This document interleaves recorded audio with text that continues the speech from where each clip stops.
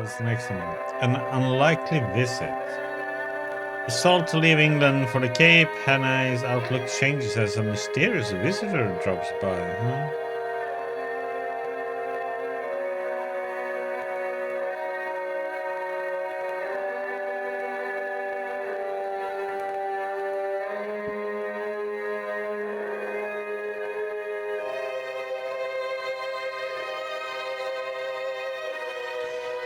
Okay.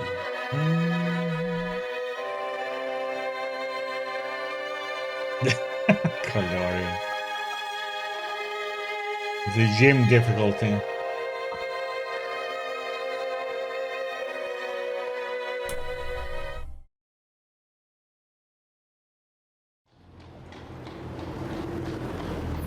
Or maybe it's a cricket difficulty.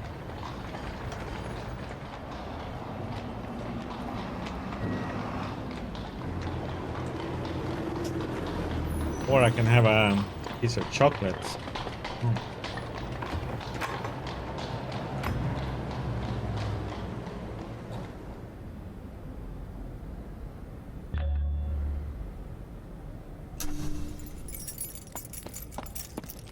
Hey, can I speak to you? May I come in for a minute?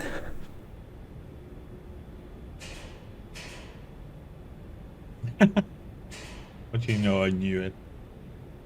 I recognized him as the occupant of a flat on the top floor, with whom I had passed the time of day on the stairs.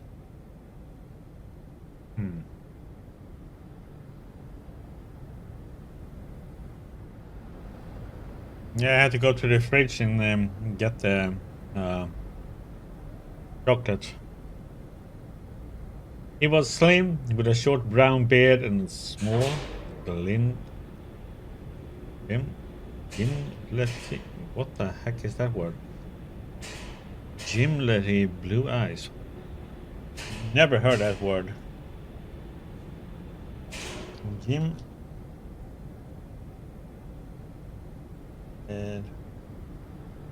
Gimlety.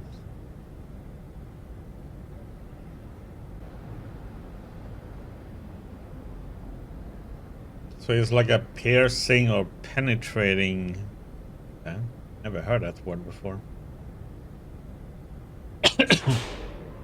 Gimlety.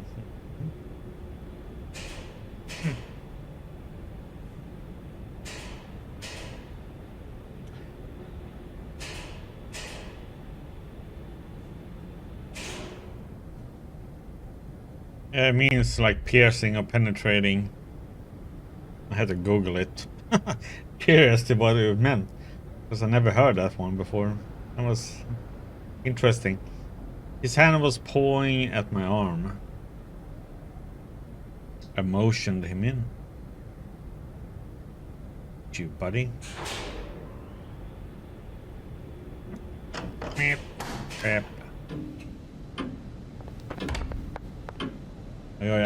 Are your eyes penetrating, Gloria?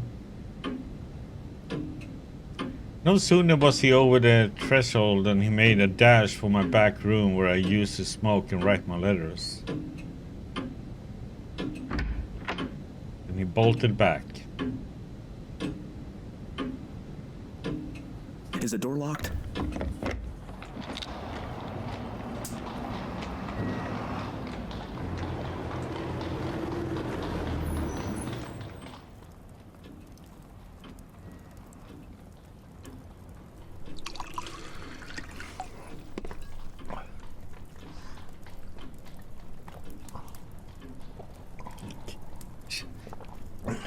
He filled himself a stiff whiskey and soda and drank it off in 3 gulps.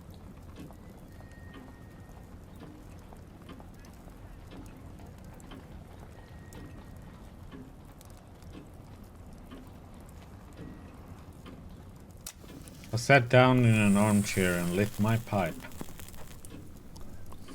Pipe, huh?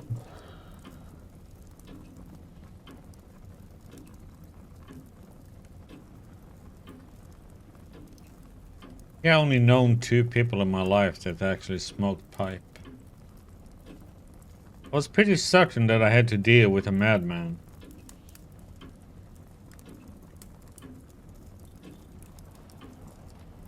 I'm very sorry. It's a mighty liberty, but you look like the kind of man who would understand. I've had you in my mind all this week when things got troublesome. Say, will you do me a good turn? I'll listen to you. That's all I'll promise. Pardon. I'm a bit rattled tonight. You see, I happen at this moment to be dead. What does it feel like? A smile flickered over his drawn face. I'm not mad. Yet. Say, sir, I've been watching you, and I reckon you're a cool customer. I reckon, too, you're an honest man and not afraid of playing a bold hand. I'm gonna confide in you. I need help worse than any man ever needed it. I want to know if I can count you in.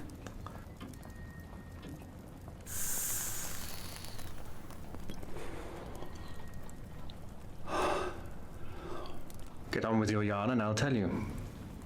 Yeah, they're talking like the old English style, like words or meanings or sentences that you usually never hear.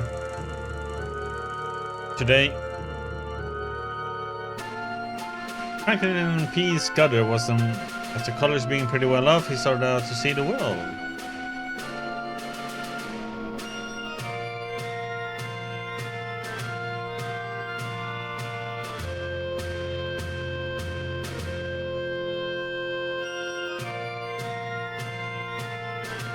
Wrote a bit and acted as a war correspondent for a Chicago paper.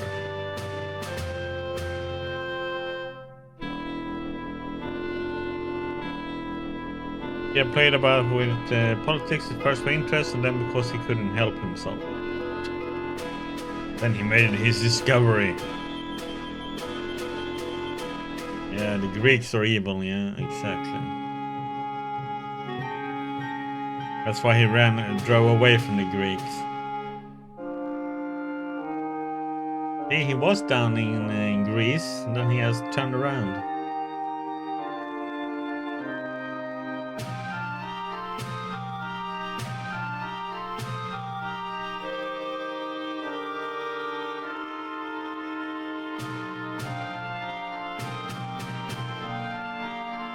Way behind all the governments and the armies, there was a big subterranean movement going on, engineered by some very dangerous people.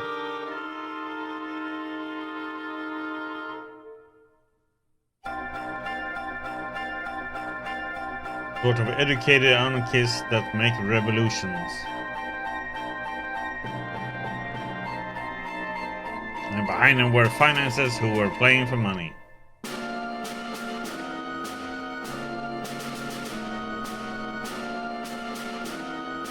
They wanted Russia and Germany at loggerheads.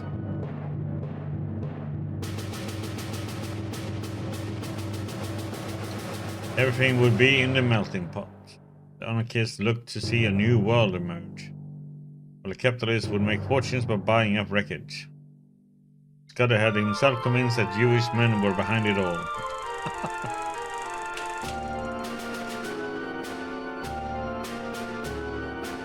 As soon as it comes to making money, on the 15th day of June, it's always the Jews. Constantine Karolides is coming to this city.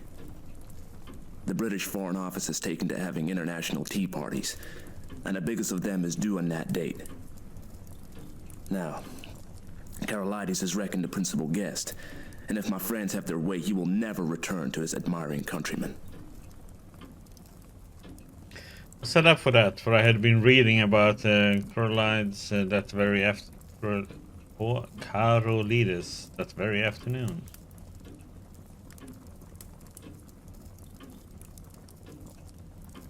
Okay, one more. Well, that's simple enough anyhow. You can warn him and keep him at home. And play their game.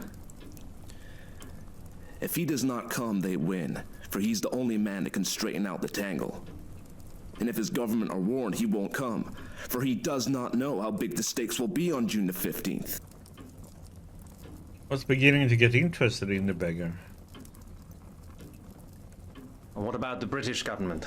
They're not going to let their guests be murdered. Tip them the wink, and they'll take extra precautions. No good. They might stuff your city with plainclothes detectives and double the police. And Constantine would still be a doomed man.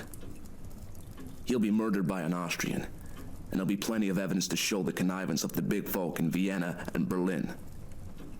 It will all be an infernal lie, of course, but the case will look black enough to the world.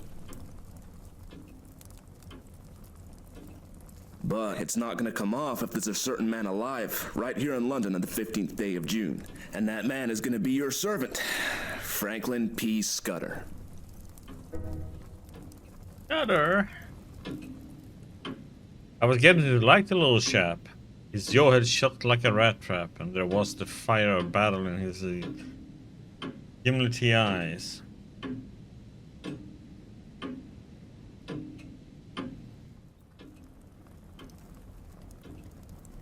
Where did you find out this story? I completed my evidence 10 days ago in Paris.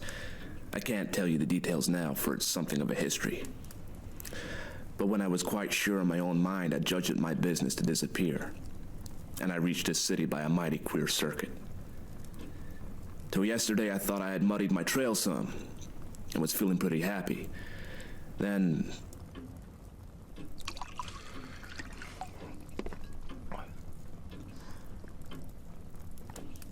The recollection seemed to upset him, and he gulped down some more whiskey. Then I saw a man standing in the street outside this block. I used to stay close in my room all day, and only slip out after dark for an hour or two. I watched him for a bit from my window, and I thought I recognized him. He came in and spoke to the porter. When I came back from my walk last night, I found a card in my letterbox. It bore the name of the man I want least to meet on God's earth. I think that the look in my companion's eyes, the sheer naked scar on his face, completed my conviction of his honesty. What did you do next? I realized I was bottled as sure as a pickled herring, and that there was only one way out. I had to die. If my pursuers knew I was dead, they would go to sleep again. How did you manage it?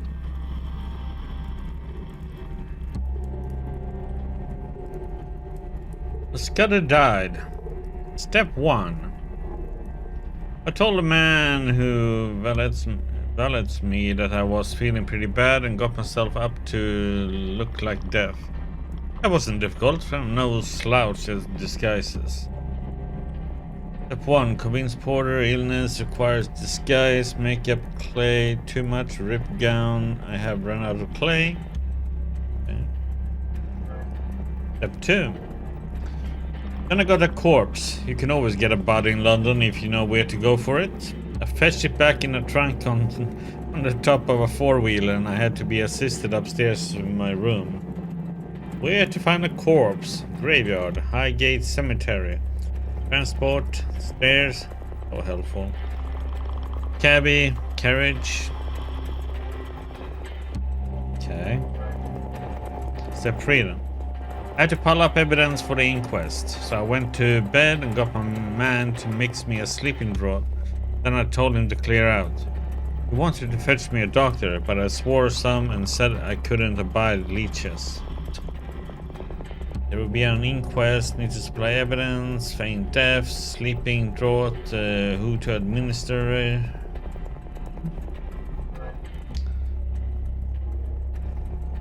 Step 4 then. When I was left alone, I started to fake up that corpse. He was my size, and I judged he had perished from too much alcohol. I put some spirits about the place. Joe was the weak point in the likeness, so I blew it away with a revolver. I dare say there would be somebody to swear having heard a shot, but there are no neighbors on my floor, and I guessed I could risk it. Okay. Step 5 then. I left the body in bed dressed up in my pajamas with a revolver lying on the bedclothes and a considerable mess around. Then I got into a suit of clothes I had kept waiting for emergencies. I didn't dare shave for fear of leaving tracks, and besides, wasn't any kind of use my trying to get into the streets. On the checklist, dress body, place revolver, change, leave no trace.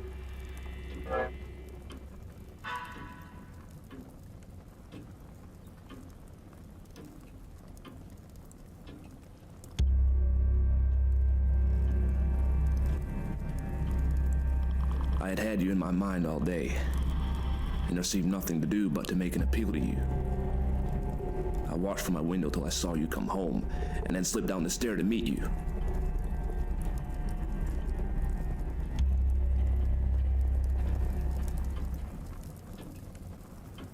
He sat blinking like an owl, fluttering with nerves and desperately determined. There, sir. I guess you know about as much as me of this business.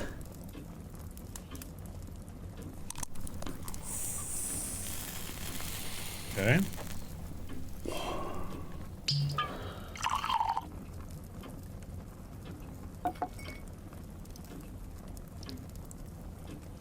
I was now pretty well convinced that he was going straight with me.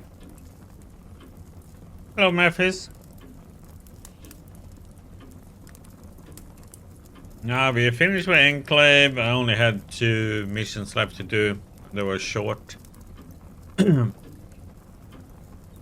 But with the ending, it seemed like there should have been an Enclave 2 or something, but never got made, unfortunately.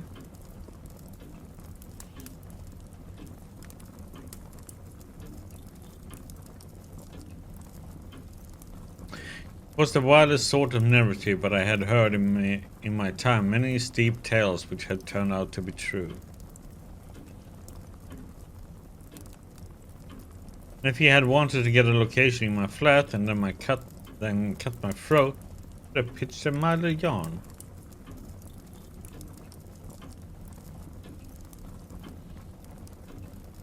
Yeah, I don't know. Hand me your key, and I'll take a look at the corpse.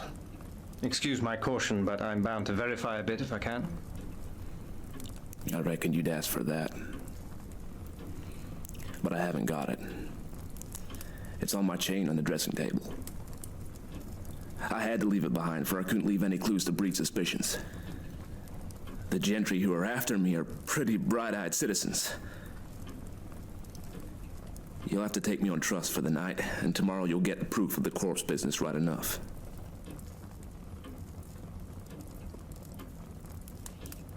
Well, let's see.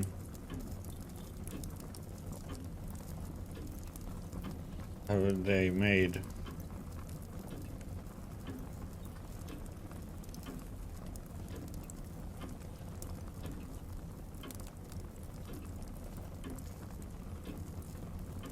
Starbreeze Studios, they are the ones who made, for instance, the Payday games. Payday, Payday 2.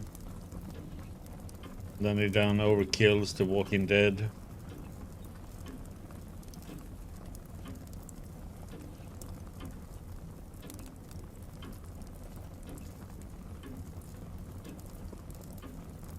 For instance, I fought for an instant or two. Right. I'll trust you for the night. I'll lock you into this room and keep the key. Just one word, Mr. Scudder. I believe you're straight. But if so be you are not, I should warn you that I'm a handy man with a gun. I haven't the privilege of your name, sir. But let me tell you that you're a true gentleman.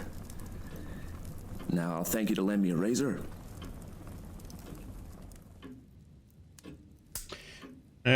The thing is, we had come back to London from being out in South Africa in the war. Well, we have been in 2 different wars as an intelligence officer. And yeah, and a neighbor just came into our room, or apartment I should say, or flat as they call it, and wants some help. That's pretty short summary of the whole thing. I took him into my bedroom and turned him loose.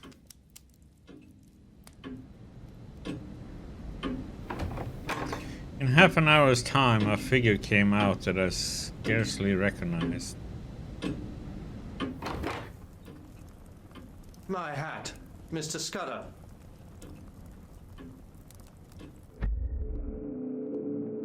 And he has been telling us about something that's going on, that there are some people who wants to have a war between Germany and Russia to happen. yesterday, after looking for this guy, and he has pretended to be dead. Similarities, only his gimlety, hungry eyes were the same. He was a very model, even to the brown complexion of some British officer who had had a long spell in India. He was shaved clean, his hair was parted in the middle, and he had cut his eyebrows. Okay. Not Mr. Scudder. Captain Theophilus Digby of the 40th Gurkhas, presently home on leave. I'll thank you to remember that, sir.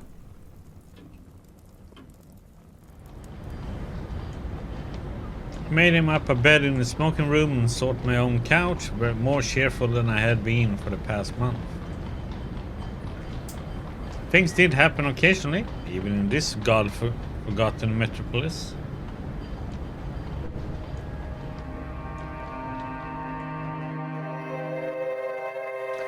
This is like a story. I mean,